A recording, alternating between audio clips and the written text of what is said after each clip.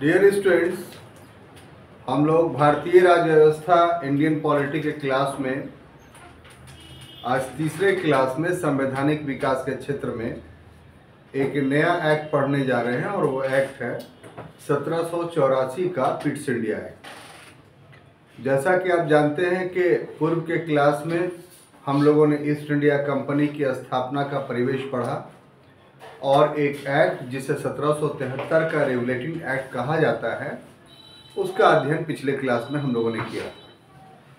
आज के क्लास का हमारा विषय है पिट्स इंडिया एक्ट 1784।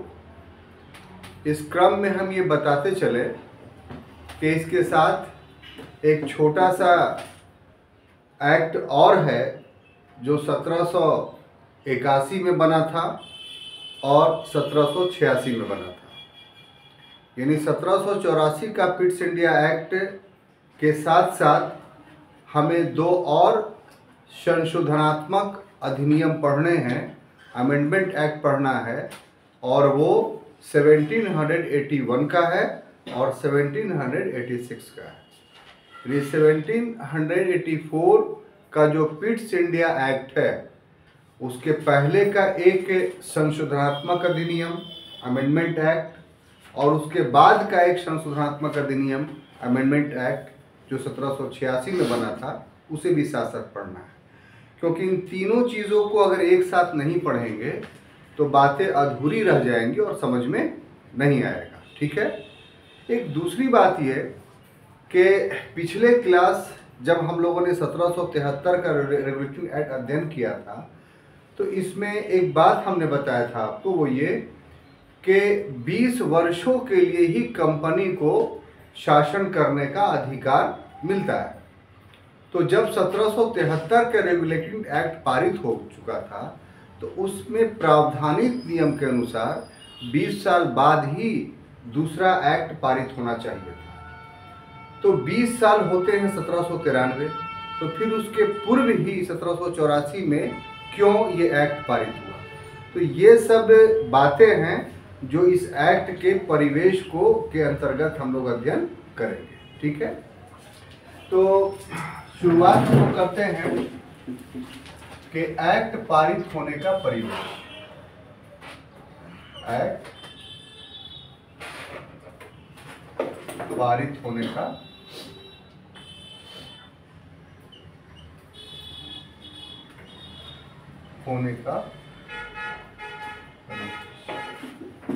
यानी किस सर्कमस्टांसेस 1784 का पिट्स इंडिया एक्ट पारित हुआ। ठीक है।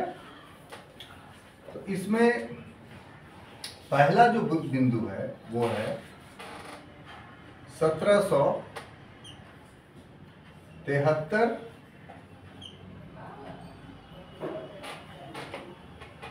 के एक्ट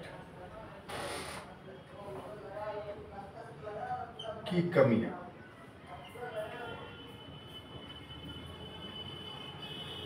ठीक है। उसके बाद दूसरा हम लोग शीर्षक बनाते हैं 1781 के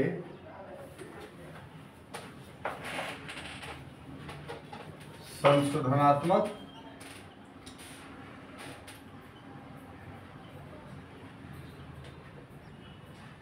अधिनियम की कमियां।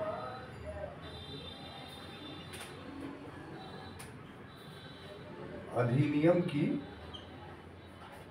कमियां।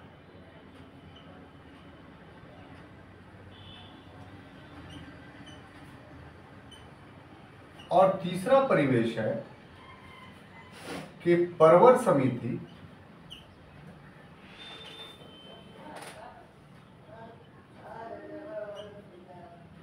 और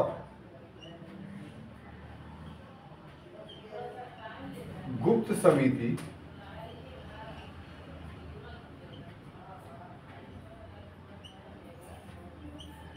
की रिपोर्ट।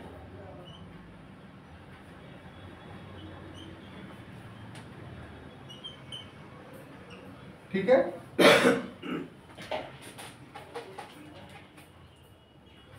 और चौथा है फॉक्स का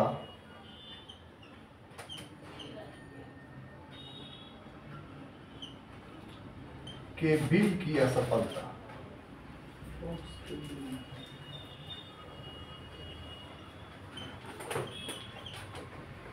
बिल की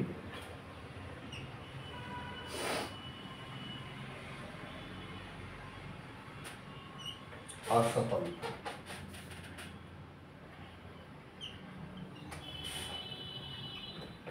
तो ये 4 बिंदु हैं, ये 4 आधार हैं जिन आधारों ने 1784 के पिट्स इंडिया एक्ट को पारित करवाने में महती भूमिका अदा की। अगर ये चारों परिवेशों का हम लोग अध्ययन कर लेते हैं तो 1784 का पिट्स इंडिया एक्ट क्यों पारित हुआ वो हम लोगों को समझ में आ जाएगा। तो उसमें पहला, जैसा कि हमने बिंदु बनाया है कि 1773 का रेगुलेटिंग एक्ट की कमियां। आप अच्छे से जानते हैं पहले की क्लास के अध्ययन के अनुसार कि 1773 का अधिनियम पारित क्यों किया गया था, इसका उद्देश्य क्या था।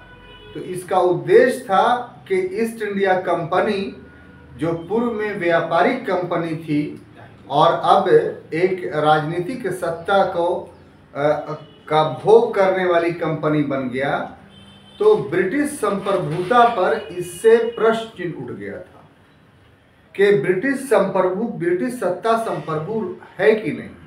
अगर है तो उसके रहते हुए उसी के देश की एक कंपनी कैसे दूसरे देश में शासन कर रही है बिना उसके अनुमति के। तो ये ब्रिटिश सत्ता के संप्रभुता का प्रश्न था, इसलिए अनिवार्य था कि उस ईस्ट इंडिया कंपनी को नियंत्रित किया जाए, विनियमित किया जाए या उसको अपने अधीन किया जाए।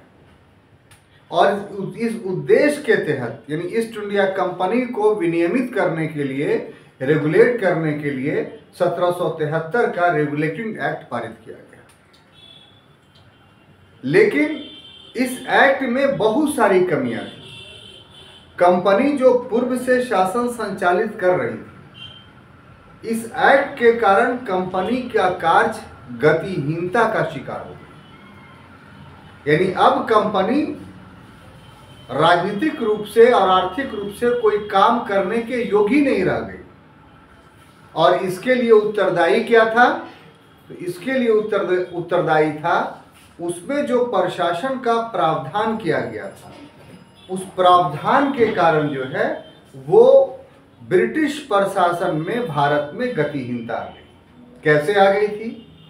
तो सबसे पहला कि कोई भी काम होगा इस अधिनियम के तहत तो गवर्नर जनरल खुद नहीं कर सकता था, बल्कि अपने कार्यकारिणी के सहयोग से कर सकते थे। अब ऐसी परिस्थिति में उसके कार्यकारिणी के जो 4 सदस्य थे, यानी फ्रांसिस फिलिप, क्लेवरिंग, मॉनसन और बॉरवेल, इसमें से एक को छोड़ करके बाकी तीनों उसके विरोधी थे। और ऐसी परिस्थिति में 1773 से लेकर के 76 तक कोई काम ही नहीं हो सका, एक भी कानून नहीं बना पाया गवर्नर जनरल की काउंसिल। जब 1776 में फ्रांसिस फिलिप की मृत्यु हुई तब एक सदस्य उसके समर्थन में था, तो अपने निर्णायक मत का प्रयोग करके वो कानून बनाने लगा बंगाल के लिए, वो भी बहुत मुश्किल से। एक तो रोड़ा ये था, एक तो कमी ये थी रेगुलेटिंग एक्ट की, दूसरी कमी ये थी कि 1773 के रेगुलेटिंग एक्ट में प्रावधान था कि कोई भी कानून गवर्नर जनरल की काउंसिल यदि पारित करेगा तो उसे सर्वोच्च न्यायालय से अनुमति लेनी पड़ेगी। और तीसरा प्रावधान यह था कि कोई भी ब्रिटिश पदाधिकारी होगा वो अपने कृत्यों के लिए सर्वोच्च न्यायालय के प्रति उत्तरदायी होगा और सर्वोच्च न्यायालय का यह अधिकार होगा कि उसको दंडित करे। चौथी कमी यह थी कि सर्वोच्च न्यायालय का कार्य क्षेत्र अभी तक पूर्णतः निर्धारित नहीं था। तो ये चार ऐसी कमियां थी इस रेगुलेटिंग एक्ट में, जिसके वजह से ईस्ट इंडिया कंपनी जो एक राजनीतिक सत्ता बन चुकी थी, उसकी राजनीतिक गतिविधियां पूरी तरीके से गतिहीनता की शिकार हो गई। और अगर कंपनी प्रशासन चलाएगा ही नहीं तो फिर भारत में ब्रिटिश सत्ता का चलना संभव नहीं हो पाएगा। तो इस तरीके से जो 1773 का रेगुलेटिंग एक्ट था, उसकी कमियों को दूर करने के लिए ये जरूरी था कि 20 वर्ष पूर्व में ही, यानी 93 का इंतजार ना किया जाए, उसके पहले ही दूसरा अधिनियम बना करके इसकी कमी को दूर किया जाए। और इसी कारण से 1784 का पिट्स इंडिया एक्ट पारित किया गया। क्लियर? तो किस ढंग से अकाउंटेबल था 1773 का regulating act Pitt's India act को बनाने में, वो हमने आपको बताया। हम समझते हैं कि आप इस परिवेश को समझने में सफल हुए। अब दूसरा बिंदु जो हमने लिखा कि 1781 के संशोधनात्मक अधिनियम की कमियां। तो जो रेगुलेटिंग एक्ट में जो सर्वोच्च न्यायालय से संबंधित प्रावधान थे, उसको दूर करने के लिए 1781 ईस्वी में 1781 में एक संशोधनात्मक अधिनियम, एक अमेंडमेंट एक्ट पारित किया गया। और वो अमेंडमेंट एक्ट में यह प्रावधान किया गया कि अब सर्वोच्च न्यायालय जो है वो अधिकारियों को दंडित नहीं करेगा, यानी अधिकारियों के कृत्यों को देखने का अधिकार सर्वोच्च न्यायालय को नहीं होगा, ताकि जो प्रशासन में गतिहीनता आ गई थी वो दूर हो। दूसरा प्रावधान इसमें यह किया गया कि सर्वोच्च न्यायालय का स्पष्ट रूप से कार्यक्षेत्र निर्धारित कर दिया गया कि कलकत्ते के अंदर रहने वाले लोगों के मुकदमे को ही देखेगा। और तीसरा प्रावधान यह किया गया कि इस मुकदमों के देखने के क्रम में जो ये कहा गया था कि ब्रिटिश लॉ का पालन किया जाएगा, उसमें संशोधन ये किया गया कि अगर ये मामला भारतीयों का होगा तो भारत के कानून उस मामले पर लागू होंगे। तो ये 3 संशोधन 1781 में किया गया। लेकिन इन संशोधन की भी कमियां थी कि बाकी अन्य जो रुकावटें थी, जैसे गवर्नर जनरल की कार्यकारिणी वाला रुकावट, वो इसके माध्यम से दूर नहीं हुआ। तो इस प्रकार से 1781 का जो अधिनियम था उसमें भी कमियां रह गई और ये अब अनिवार्य हो गया कि इस कमी को दूर करने के लिए कोई नया एक्ट 1793 से पूर्व ही बनाया जाए। ऐसी परिस्थिति में तीसरा सर्कमस्टांसेस जो उठ खड़ा होता है वो परवर समिति और गुप्त समिति। आप पूर्व के क्लास में ही ये जानते हैं कि ये दोनों संसदीय समिति है और किसी विशेष मुद्दे के लिए एक सदन का अगर समिति गठित की जाती है तो उसको परवर समिति या सेलेक्ट कमेटी कहते हैं। और गुप्त समिति कोई गुप्त बात पता करने के लिए अगर गठित की जाती है तो उसको सेक्रेट कमेटी बोलते हैं। तो 1793 के अधिनियम के कमियों को जांच करने के लिए हेनरी डंडास, एक नाम याद रखिएगा, ये परवर समिति के अध्यक्ष बनाए गए थे। क्या नाम था इनका? Henry Dundas. हाँ, इनकी अध्यक्षता में, जिनका नाम था हेनरी डंडास,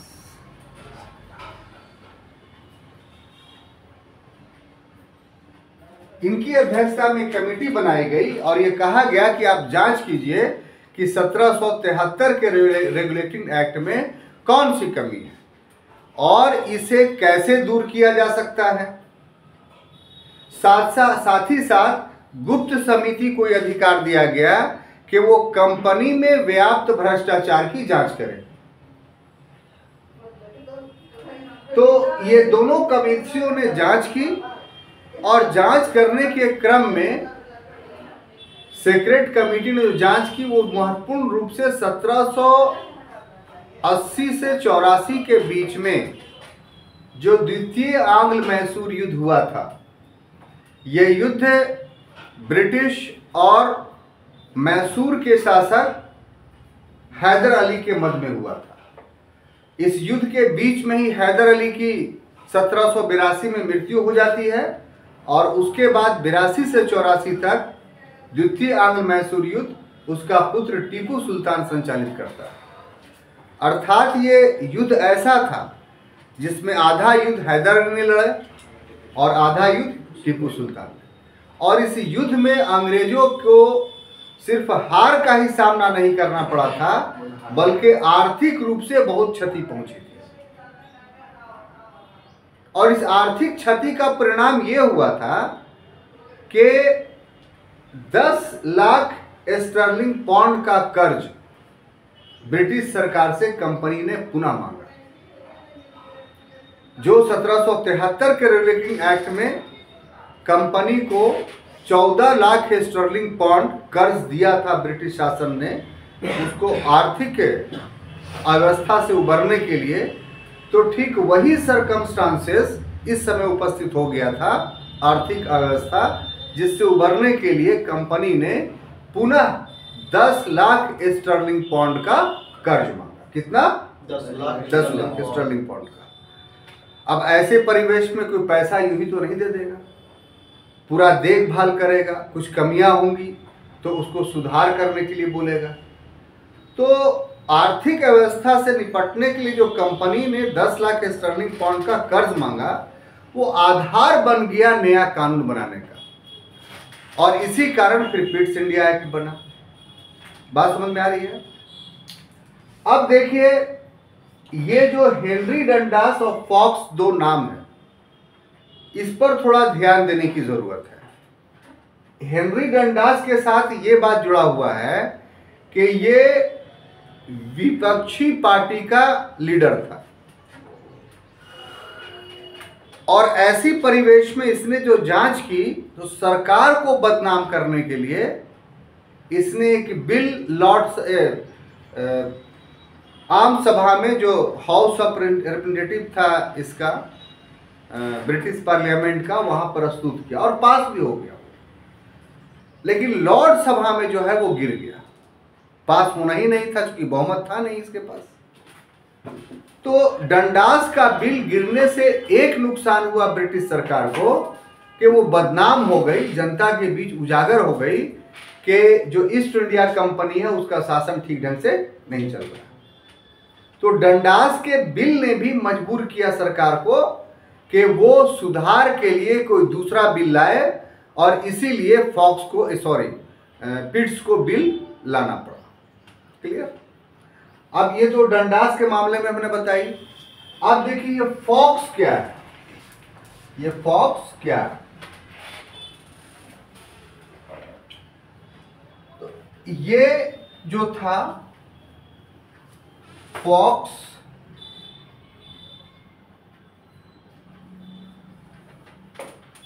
ब्रिटिश सरकार का प्रधान था। क्या था? ब्रिटिश सरकार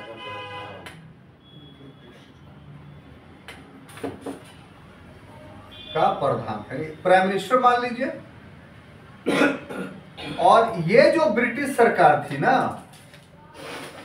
जो इस समय चल रही थी, वो मिली जुली सरकार थी, यानी कॉलिशन गवर्नमेंट थी। क्या थी? वेरी गुड, कॉलिशन गवर्नमेंट समझते हैं ना? मिली जुली सरकार, कॉलिशंस गवर्नमेंट थी। क्लियर? और इस कॉलिशन गवर्नमेंट में इसके साथ, फॉक्स के साथ एक दूसरे नेता थे जिनका नाम था पिट्स। क्लियर? यानी फॉक्स प्रधानमंत्री थे और साथ में दूसरे दल का नेता जो पिट्स था वो भी उसके मंत्रिमंडल में शामिल था। ऐसी परिस्थिति में जो ये फॉक्स की सरकार थी, ये जो फॉक्स की मिली जुली सरकार थी, जो कॉलिशन गवर्नमेंट था, ठीक है, इसने फॉक्स बिल लाया। फॉक्स, जैसे डंडास ने बिल लाया था ना, वैसे ही फॉक्स ने बिल लाया। और ये बिल क्या हो गया, गिर गया, या कह लीजिए पारित नहीं हुआ। क्लियर? क्या हुआ? पारित नहीं हुआ। अब देखिए छात्रों, पारित नहीं होने का कारण क्या था? तो उसको एक सेंटेंस में लिख रहे हैं हम कि कंपनी के अस्तित्व को समाप्त करना। कंपनी के अस्तित्व को समाप्त करना, ये कारण था।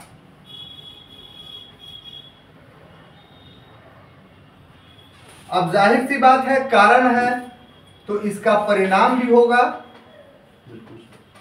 तो परिणाम ये हुआ कि फॉक्स की सरकार गिर गई।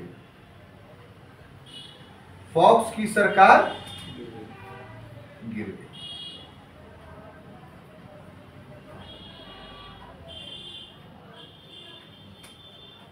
अब देखिए, ये दूसरा, हेनरी डंडास की तो बात को समझे आप। हाँ, दूसरा सर्कमस्टांसेस को समझिए।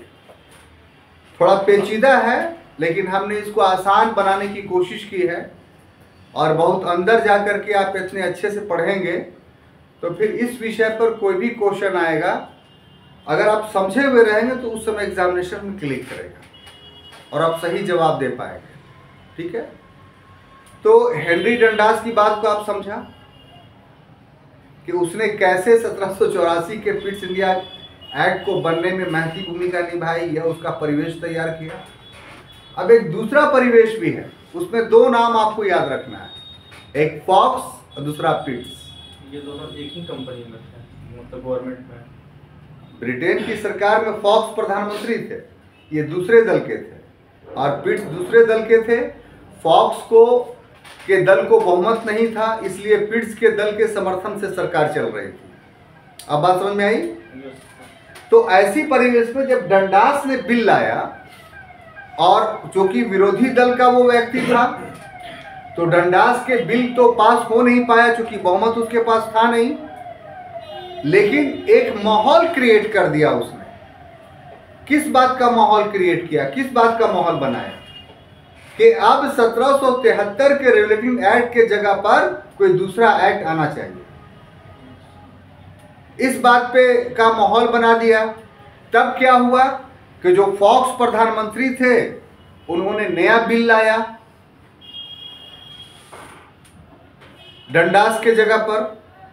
अब जो नया बिल लाया, उसकी तकनीक को आपको समझना होगा। ये फॉक्स का बिल आया और पारित नहीं हुआ। क्यों नहीं पारित हुआ? तो जगह की कमी की वजह से वो सारी बातें बोर्ड पर नहीं लिखी जाती है।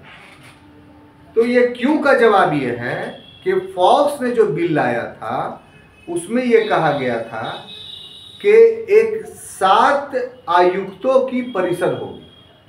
कितना? 7। और 9 उपनिदेशकों का सहयोग होगा इस परिषद में। गौर से समझिएगा, 7 आयुक्तों, 7 कमिश्नर्स का एक क्या होगा, काउंसिल बनेगा। और उसके नीचे जो है वो 9 उपनिदेशक, 9 डिप्टी डायरेक्टर होंगे, जो उसका आयुक्तों का, 7 आयुक्तों का सहयोग करेंगे।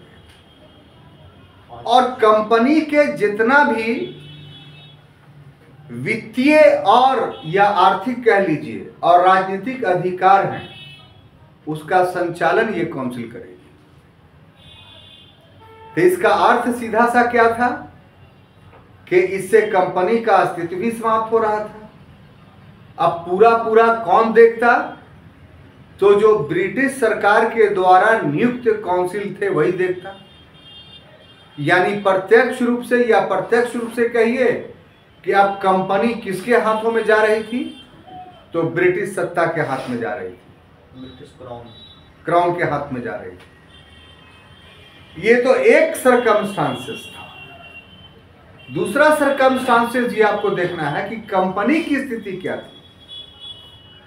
तो कंपनी की स्थिति यह थी कि उसने अपने धन के बल पर बहुत सारे सांसद लॉर्ड सभा के, प्रतिनिधि सभा के खरीद रखे। तो ईस्ट इंडिया कंपनी ने अपने सांसदों के माध्यम से इस बिल को गिरवा दिया। बात समझ में आई? बिल का गिरना इस बात का तो प्रतीक था कि सरकार जो बहुमत दिखा रही है वो बहुमत खत्म हो गया। आप पॉलिटी में ऑब्जेक्टिवली बनाते समय पढ़ चुके हैं कि धन विधेयक गिर जाए तो क्या होता है, सरकार गिर जाती है। तो इसका परिणाम ये हुआ छात्रों कि फॉक्स की सरकार गिर गई। यहां पर एक बहुत ही महत्वपूर्ण सेंटेंस आपको दे रहे हैं और अक्सर परीक्षा में पूछा जाता है कि ये पहला और अंतिम अवसर था कि भारतीय मुद्दे पे कोई ब्रिटेन की सरकार गिरी हो। कितनी खूबसूरत बात। इसको पूरे जीवन भर के लिए लॉक कर लीजिए। आमतौर पे ये प्रश्न आता है, क्या प्रश्न आता है, उसको हम लिख ही देते हैं कि पहला और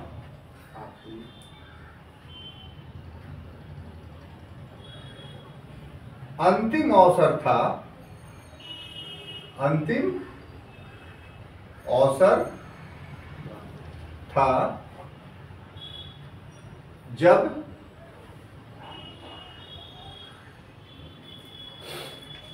भारतीय मुद्दे पे,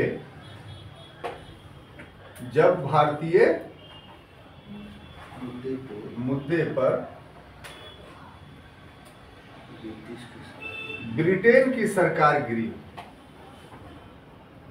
ब्रिटेन की सरकार गिरी। हुआ ना सर ये जी, ये आप कह लीजिए जनवरी 1784। अगर डेट आप पूछिएगा कि कब गिरी तो जनवरी 1784। अब देखिए उसके बाद क्या हुआ, तो पिट्स प्रधानमंत्री बन गया। ठीक है, पिट्स इंडिया एक्ट कैसे नामकरण हुआ अब आपके दिमाग में समझ में आ रहा है बात। तो पिट्स क्या बन गया, प्रधानमंत्री बन गया।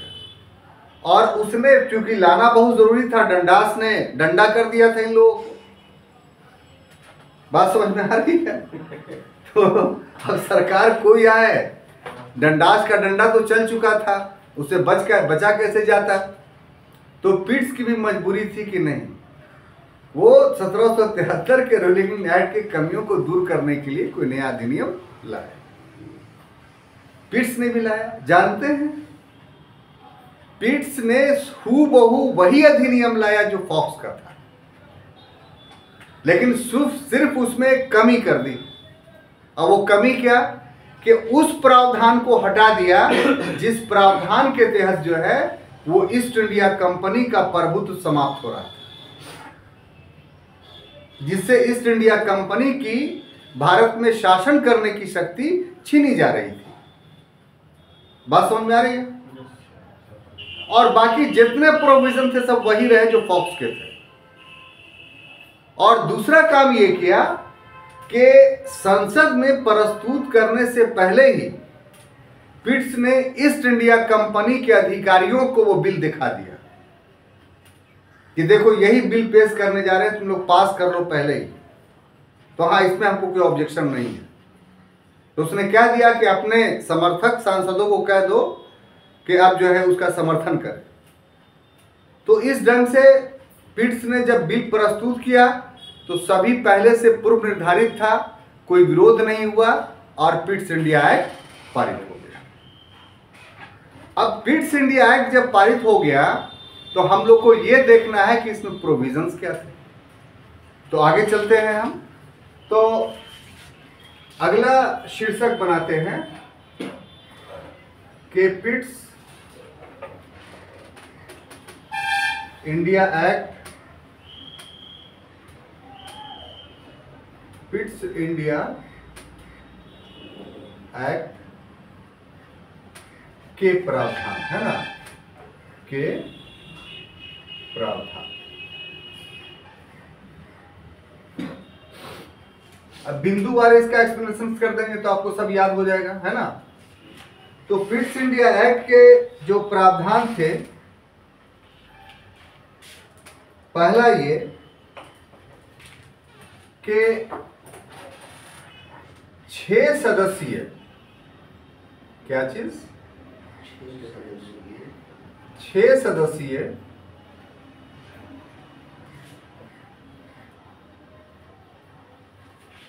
नियंत्रक मंडल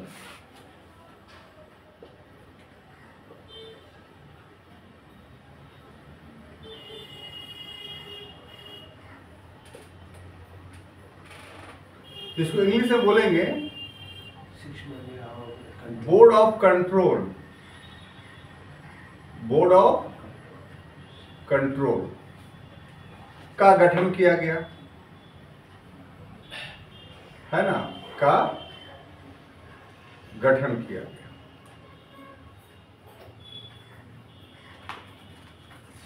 और दूसरा जो है कि इसमें एक सदस्य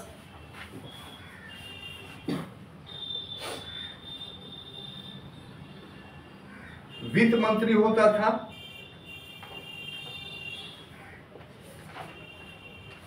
एक सदस्य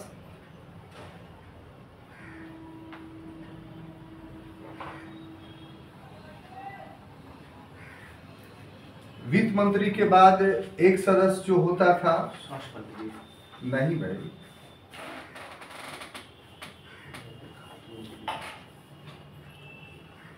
उसको बोलते थे हम लोग राज्य सचिव,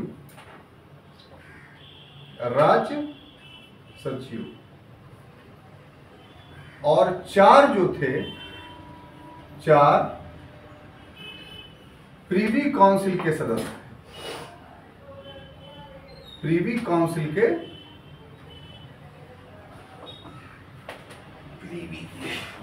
के सदस्य, ठीक है।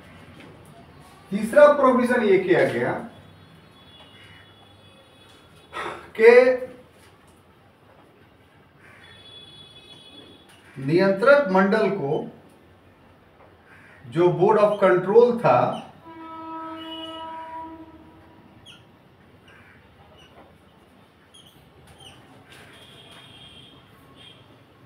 निदेशक मंडल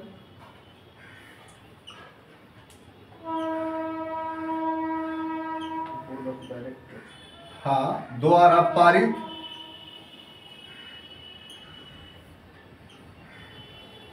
प्रस्तावों को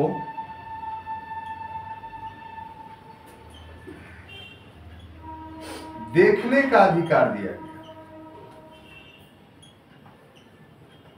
देखने का अधिकार दिया गया। और चौथा प्रोविजन जो किया गया वो ये कि नियंत्रक मंडल को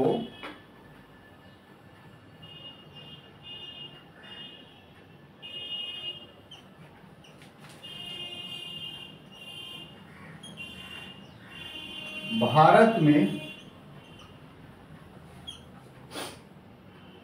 सीधे गवर्नर जनरल को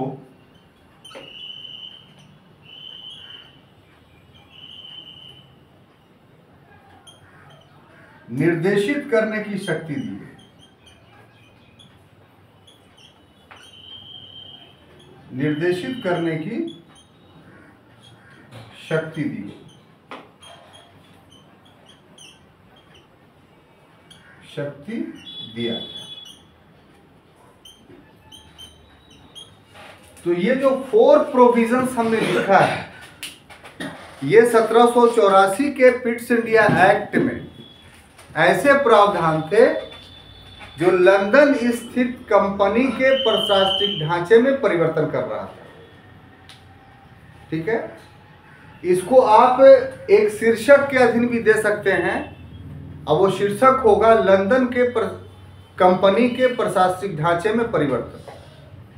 अब इसके बाद भारत के प्रशासनिक ढांचे में क्या परिवर्तन होगा वो बाद में बताएंगे। क्लियर?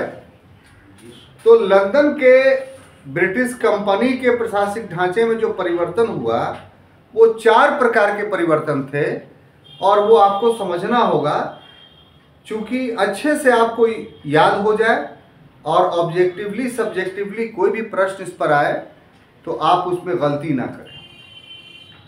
सबसे पहली बात, अभी तक कंपनी जो चल रही थी वो 2 मंडलों के द्वारा चल रही थी, जिसका नाम पहले के 1773 के रेगुलेटिंग एक्ट के तहत मैंने आपको याद करवाया था।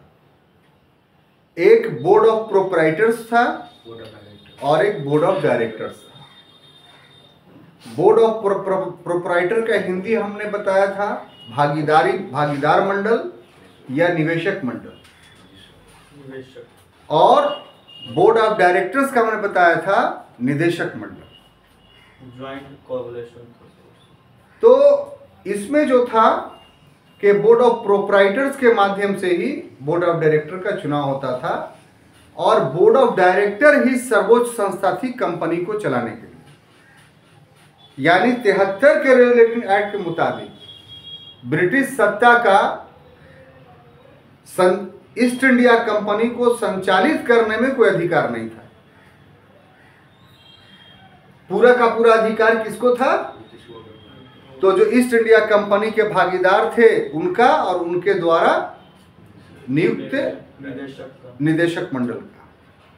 ये पहला ऐसा अवसर है कि ब्रिटिश सरकार ने कंपनी के मामलों में हस्तक्षेप किया। बात समझ में आ रही है? जो फॉक्स था वो था कि ब्रिटिश शासन के सत्ता ही को समाप्त करना चाह रहा था, इसलिए उसका बिल गिर गया। पिट्स ने कहा कि ठीक है रहो तुम, लेकिन तुमको हम पंगु बना देंगे। तो इससे क्या हुआ मिश्रा जी? कंपनी इस बात से खुश हुई कि मेरा अस्तित्व बना हुआ है, और जो कंपनी के विरोधी पार्लियामेंट में थे वो इस बात से खुश हो गए कंपनी का बना हुआ तो नहीं, लेकिन नकेल तो कस दिया गया ना, अब तो तुम आज़ाद नहीं रहे। तो शासन का इस प्रकार से कभी कभी दोहरा चरित्र रहता है, जिसमें दोनों पक्षों को खुश करने का प्रयास किया जाता है। वो बातें यहाँ पिट्स इंडिया एक्ट में आपको स्पष्ट रूप से दिखाई पड़ रहा है। नहीं समझ में आ रही बात? आ रही है ना? तो कैसे वो देखते हैं। पहला कि एक नई बॉडी बनाई गई। वो बॉडी क्या थी कि 6 सदस्यीय नियंत्रक मंडल, बोर्ड ऑफ कंट्रोल, यानी board of proprietor, board of director के अतिरिक्त वो दोनों भी रहेंगे। बोर्ड ऑफ कंट्रोल होगा, नियंत्रक मंडल होगा। अब देखिए कि ये नियंत्रक मंडल कैसा होगा, तो उसका जवाब दूसरे प्रावधान में है कि पूरी तरीके से ब्रिटिश सरकार का होगा। इसमें कंपनी के किसी व्यक्ति का कोई आदमी नहीं होगा। इस नियंत्रक मंडल में, बोर्ड ऑफ कंट्रोल में, सभी के सभी 6 व्यक्ति ब्रिटिश सत्ता के होंगे, ब्रिटिश सरकार के होंगे। कैसे? तो ऐसे कि एक वित्त मंत्री जो फाइनेंस मिनिस्टर है वो इसका मेंबर होगा। राज सचिव का मतलब गृह मंत्री होता है। जो ब्रिटेन का गृह मंत्री है वो इसका दूसरा मेंबर होगा। और प्लस 3 प्रिवी काउंसिल के सदस्य, 4 प्रिवी काउंसिल के सदस्य। प्रिवी काउंसिल एक प्रकार का क्या था? वहां का सुप्रीम कोर्ट था। जो सम्राट था उसकी काउंसिल को प्रिवी काउंसिल बोलते थे। तो वहां का जो राजा था तो वो तो वंशानुगत था ना। राजतंत्र के अधीन लोकतंत्र की स्थापना ब्रिटेन में हुई थी, आज भी है। तो इसलिए राजा का अस्तित्व बना हुआ है। तो जहां राजा का अस्तित्व रहता है, न्याय का अंतिम अधिकारी वही होता है। तो इसीलिए जो उसकी काउंसिल थी, सम्राट की काउंसिल, उस काउंसिल को क्या बोला जाता है? Privy council. और वो एक प्रकार का कोर्ट था। तो उसके 4 मेंबर इसके सदस्य थे। तो आपने देखा कि सारा का सारा जो 6 का 6 मेंबर कौन होगा? ब्रिटिश सरकार का होगा, कंपनी का नहीं। ब्रिटिश सरकार का। अब देखिए कि अगला जो तीसरा प्रावधान था उससे ये साफ हो गया कि किस ढंग से इस उदंग आशिक को नियंत्रित करने की कोशिश की गई। अभी तक ईस्ट इंडिया कंपनी क्या था, एक उदंग कंपनी बनी हुई थी जो ब्रिटिश सत्ता को किसी भी प्रकार से मानने के लिए तैयार नहीं थी। तो उस पर नकेल कैसे कसा गया कि अब नियंत्रक मंडल को यह अधिकार दे दिया गया कि जो बोर्ड ऑफ डायरेक्टर्स हैं वो जो भी लॉ बनाए, जो भी कानून बनाए, जो भी विनिमय बनाए कंपनी के लिए, वो सबसे पहले नियंत्रक मंडल से पास करवा ले। जब वो नियंत्रक मंडल से पास हो जाएगा तभी वो गवर्नर जनरल के पास भेजे भारत में। अगर पास नहीं हुआ तो क्या करेगा, वो नहीं भेज पाएगा। तो इसका मतलब बोर्ड ऑफ डायरेक्टर से बड़ी संस्था हो गई बोर्ड ऑफ कंट्रोल। और दूसरा प्रोविजन क्या किया गया कि बोर्ड ऑफ कंट्रोल को, नियंत्रक मंडल को यह अधिकार दे दिया गया कि डायरेक्ट वो निर्देश दे सकता है गवर्नर जनरल को। तो इस प्रकार से द्वैध शासन शुरू हो गया। यानी अब गवर्नर जनरल, बहुत गौर से समझिए इसको, बोर्ड ऑफ डायरेक्टर से भी आदेश प्राप्त कर रहा था और बोर्ड ऑफ कंट्रोल से भी। यानी कंपनी पर अब दो लोग शासन कर रहे थे। एक शासन करने वाला अंग कौन था, बोर्ड ऑफ डायरेक्टर, और दूसरा बोर्ड ऑफ कंट्रोल यानी निदेशक मंडल और नियंत्रक मंडल। यहां पर रुक करके एक बात बताना चाहते हैं, काफी इंपॉर्टेंट बात है कि भारत में द्वैध शासन के बहुत सारे रूप हैं। एक द्वैध शासन चला कब, बंगाल में 1765 से 72 तक, जिसका जन्मदाता कौन था, तो लॉर्ड क्लाइव। और ये दूसरा द्वैध शासन चल रहा है बंगाल में, जो कब शुरू हुआ, तो 1784 में, और खत्म कब होगा, तो 1858 के एक्ट के द्वारा। तो इसका मतलब क्या हुआ, 1784 तक से लेकर के 1858, बोलते हैं क्यों नहीं, इसको लिख देते हैं। तब क्या हुआ कि ये जो मामला हुआ कि 1784 से 1858 तक क्या चला, द्वैध शासन, डायरकी चली। एक द्वैध शासन और चलेगा जो आगे, जब हम लोग 1919 का अधिनियम पढ़ेंगे, ठीक है, तो जब आएगा तब बताएंगे। यहां ये आपको याद हो गया कैसे। अब ये जो प्रोविजंस थे वो कंपनी के ब्रिटेन में स्थित प्रशासनिक ढांचे में परिवर्तन लाया इसने। अब जो आगे पढ़ने जा रहे हैं कि भारत के प्रशासनिक ढांचे में क्या परिवर्तन लाया, तो उसमें पहला परिवर्तन यह था कि गवर्नर जनरल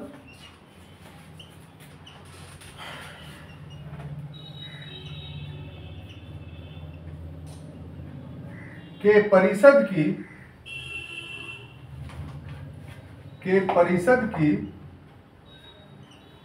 सदस्य संख्या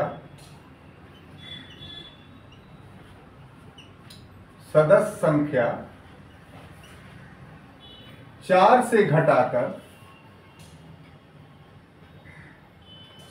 घटाकर 3 कर दिया। कितना, 3 कर दिया।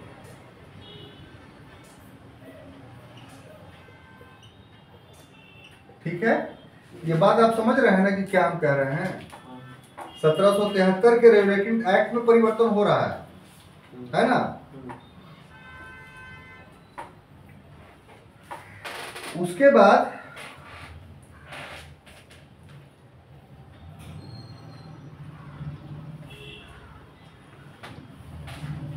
और प्रधान सेनापति को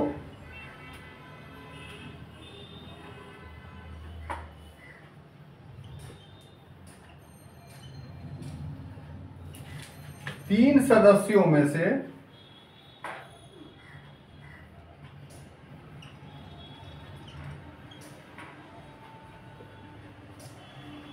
एक सदस्य बनाया गया, एक सदस्य बनाया गया। और तीसरा प्रोविजंस ये किया गया कि मद्रास एवं बंबई को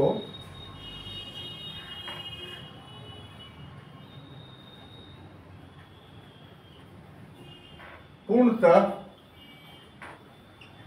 बंगाल के अधीन किया गया, बंगाल के अधीन किया गया।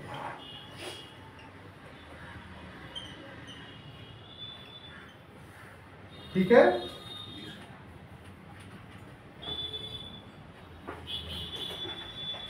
तो ये 3 प्रोविजन जो है वो किए गए।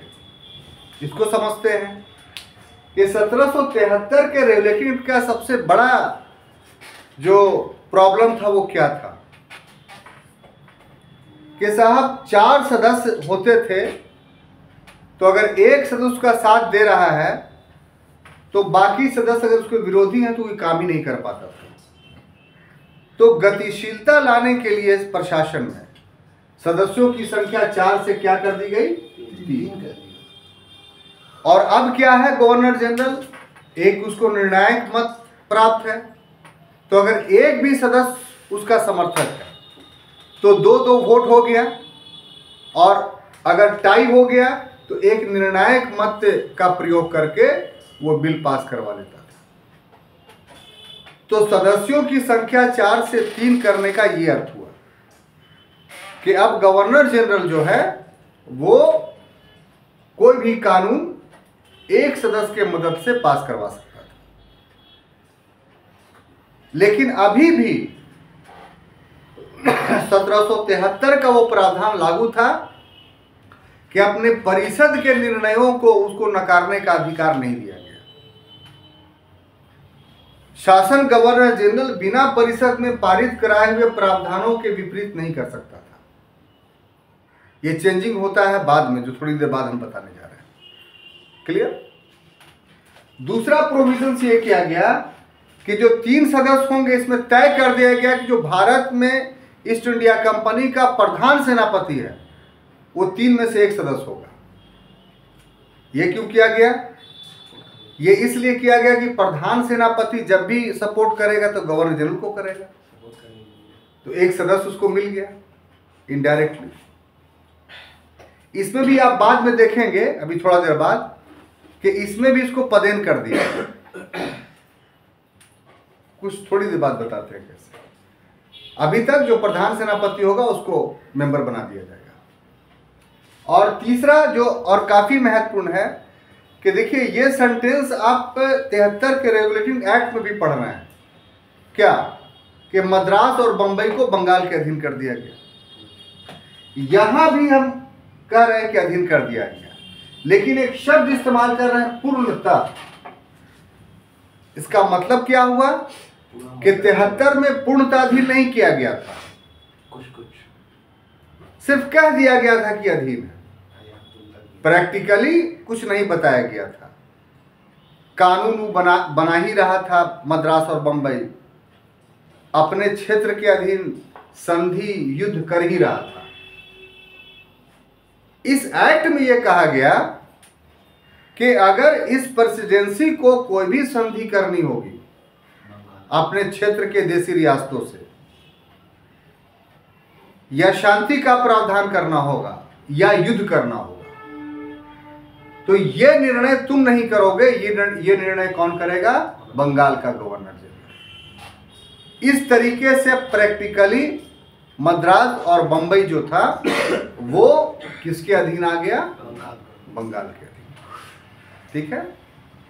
अब देखिए, हमने जैसा कि कहा था कि इस एक्ट से पहले एक एक्ट बना, संशोधनात्मक एक्ट 1781 का, जो हमने पढ़ाया आपको।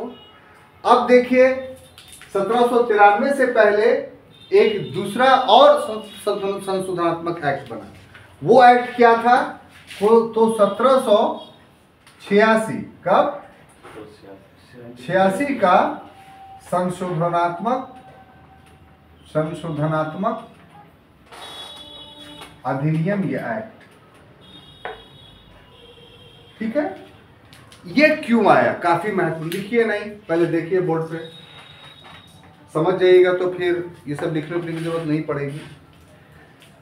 ये एक्ट क्यों आया, तो अभी तक यानी 86 तक पहुंचते पहुंचते ब्रिटिश सत्ता के सामने, या कह लीजिए ईस्ट इंडिया कंपनी के सामने एक बहुत दुरूह विषय था।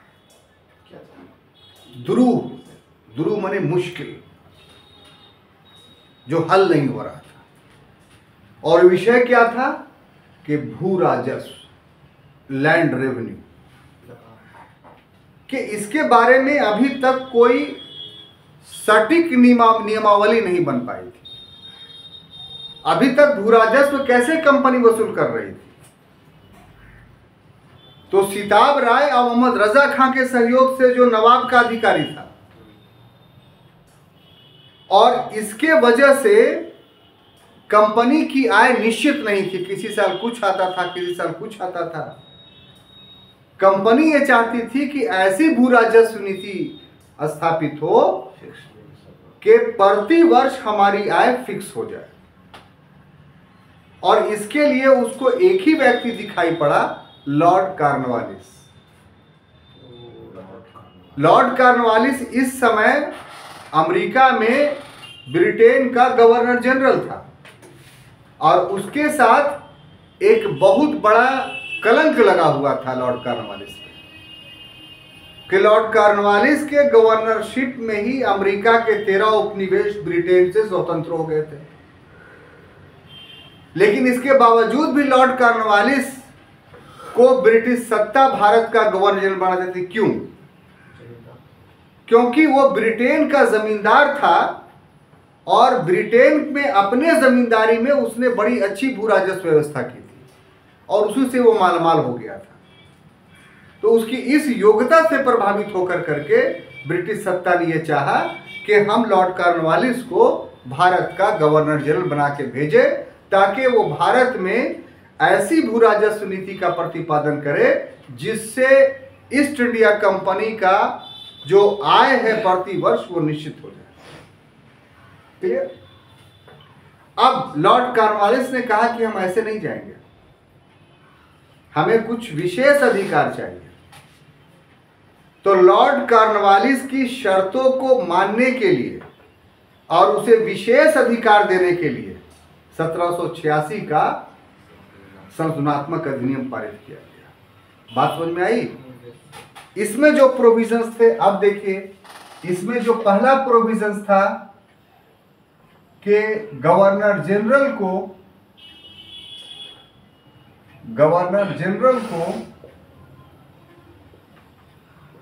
ही मुख्य सेनापति बना दिया गया।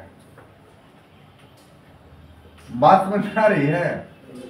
मुख्य सेनापति बना दिया गया, लेकिन ये सिर्फ लिख दिया गया कि ये जो बनाया गया है ये सिर्फ लागू किस पर होगा? कॉर्नवालिस पर। अगर इसके जगह पर कोई दूसरा बाद में आया तो उस पर ये लागू नहीं होगा, वो गवर्नर जनरल के साथ साथ सेनापति नहीं होगा। ये सिर्फ इसके लिए सुविधा दी गई।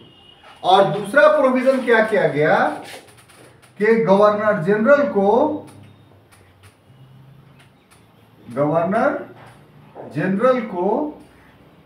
अपनी परिषद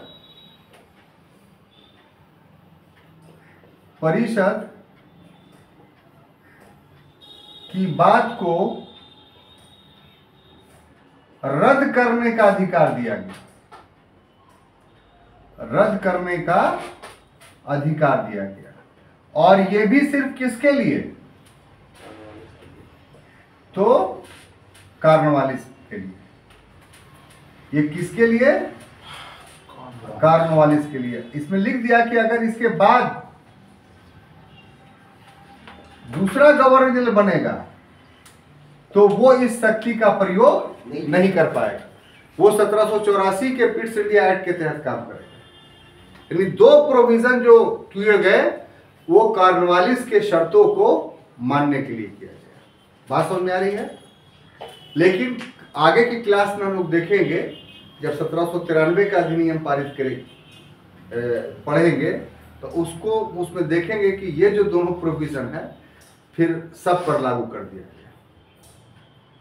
यानी कॉर्नवालिस के लिए जो स्पेशल लाया गया था वो अधिकार 1793 में सारे गवर्नर जनरलों को दे दिया गया। तो इतना लंबे पढ़ाई के बाद, क्लास के बाद, हम आपसे ये आशा करते हैं कि हमें पूरी उम्मीद है कि आपको पूरा पिट्स इंडिया एक्ट समझ में आ गया।